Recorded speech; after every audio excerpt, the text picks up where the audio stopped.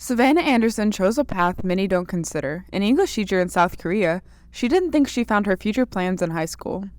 High school was just kind of a blimp in the radar for me. And I sound so like an old person when I say, oh, that was 10 years ago, but really, that was a decade ago for me. But high school was what led her to study forensic science. Because I was really good at chemistry in high school, and I had a teacher ask me what I wanted to be my junior year of high school. At that point, I no longer wanted to be a veterinarian, and she asked me what I was going to do, and I told her I have no idea. So she asked me kind of what my interests were, and she pointed me towards the forensic science program at UCO, and so I was a forensic science and chemistry for all of 2 weeks. Took 1 week of chemistry for majors classes and did not do well.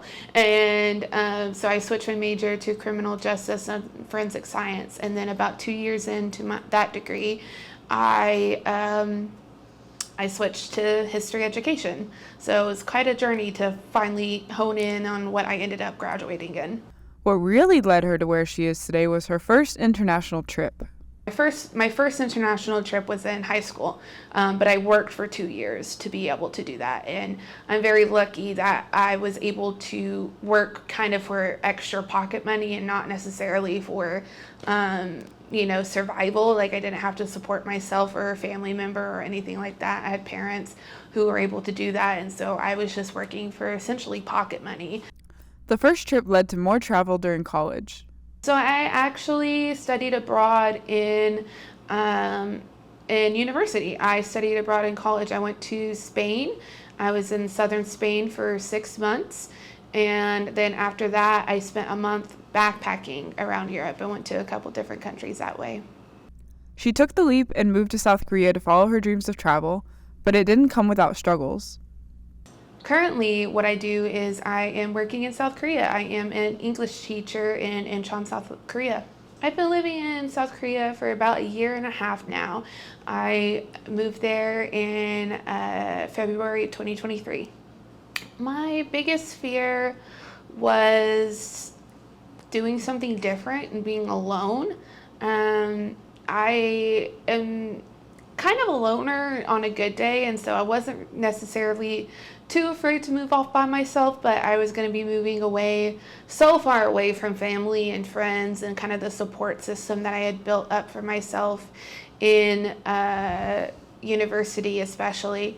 And so moving away from everything that I know and love, and the language barrier, because I did not know Korean at that point in time, and it just, I was afraid of the unknown essentially. Savannah hopes that she inspires others to follow their dreams. Some of it is luck, but a lot of it's really hard work. I'm not trying to be like this inspirational speaker or anything like that. I'm just trying to speak my truth. And my truth is that I followed my dreams.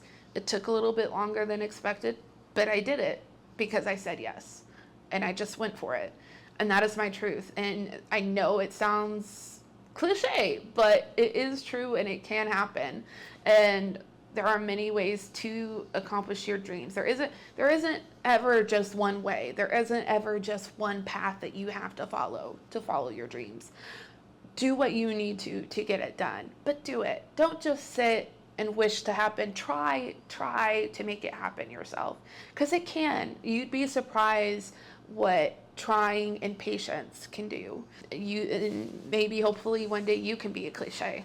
So Savannah's determination has proved that if you want something and work for it, it will happen. She is definitely an inspiration to me.